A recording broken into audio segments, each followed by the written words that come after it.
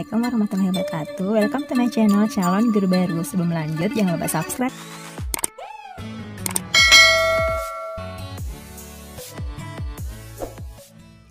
Oke teman-teman, di video kali ini kita akan membahas atau melanjutkan pembahasan mengenai soal SKB untuk formasi guru CPNS untuk kalian yang melamar untuk guru PPKN.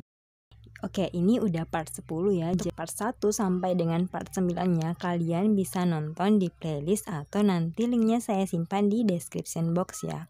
Oke, langsung aja ke soalnya. Soal nomor 1, pembagian kekuasaan yang menitik beratkan pada pembedaan antara fungsi pemerintahan yang bersifat legislatif, eksekutif, dan yudikatif merupakan pembagian kekuasaan secara apakah A. vertikal, B. horizontal, C. yudikatif, D. universal, atau E. spesifik. Ya, teman-teman, di sini jawaban yang tepat adalah yang tepat di sini adalah yang B, horizontal.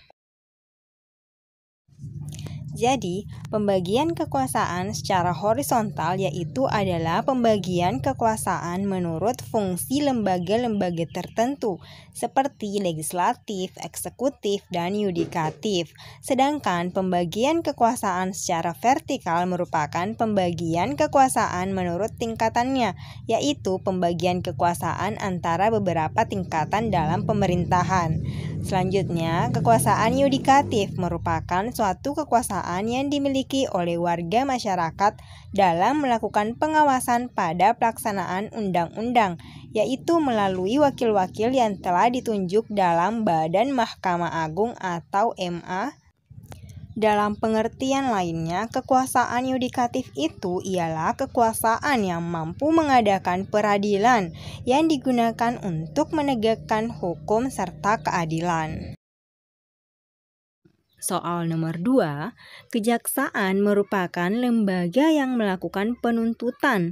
Berikut tugas dan wewenang kejaksaan dalam bidang ketertiban dan ketentraman umum kecuali apakah A. pemantau hukum di masyarakat, B. pengamanan kebijakan penegakan hukum, C. peningkatan kesadaran hukum masyarakat, D. pengawasan aliran kepercayaan yang dapat membahayakan masyarakat dan negara, atau E. pencegahan penyalahgunaan dan atau penodaan agama. Ya, teman-teman, di sini jawaban yang tepat adalah kecuali yang A, pemantau hukum di masyarakat. Jadi dalam hal melakukan ketertiban dan ketentraman umum, kejaksaan itu memiliki tugas dan wewenang. Yang pertama, peningkatan kesadaran hukum masyarakat, kedua, pengamanan kebijakan penegakan hukum, ketiga, pengamanan peredaran barang cetakan, keempat, pengawasan aliran kepercayaan yang dapat membahayakan masyarakat dan negara, kelima, pencegahan penyalahgunaan dan atau penodaan agama, serta penelitian dan pengembangan hukum statistik kriminal. Lanjut lagi ke soal SKB PPKN nomor 3. Berikut ini yang bukan termasuk syarat naturalisasi menurut Undang-Undang nomor 12 tahun 2006 adalah apakah A. telah berusia 17 tahun atau sudah kawin, B. sehat jasmani dan rohani, C. dapat berbahasa Indonesia serta mengakui dasar negara Pancasila dan Undang-Undang Dasar 1945, D. mempunyai pekerjaan dan berpenghasilan tetap, atau E. membayar uang pewarganegaraan ke kas negara. Jadi di sini jawaban yang tepat untuk soal nomor 3 yang bukan termasuk syarat naturalisasi adalah yang A, telah berusia 17 tahun atau sudah kawin. Nah, jadi teman-teman, syarat naturalisasi itu menurut Undang-Undang nomor 12 adalah yang pertama, telah berusia 18 tahun atau sudah kawin, jadi bukan 17 tahun ya. Yang kedua, pada waktu mengajukan permohonan sudah bertempat tinggal di wilayah negara Republik Indonesia, paling singkat 5 tahun berturut-turut atau paling singkat 10 tahun tidak berturut-turut. Yang 3, sehat jasmani dan rohani. 4, dapat berbahasa Indonesia serta mengakui dasar negara Pancasila dan Undang-Undang Dasar Negara Republik Indonesia tahun 1945. Kelima, tidak pernah dijatuhi pidana karena melakukan tindak pidana yang diancam dengan pidana penjara 1 tahun atau lebih. Keenam, jika dengan memperoleh kewarganegaraan Republik Indonesia tidak menjadi berkewarganegaraan ganda. Ketujuh, mempunyai pekerjaan dan atau berpenghasilan tetap serta membayar uang pewarganegaraan ke kas negara.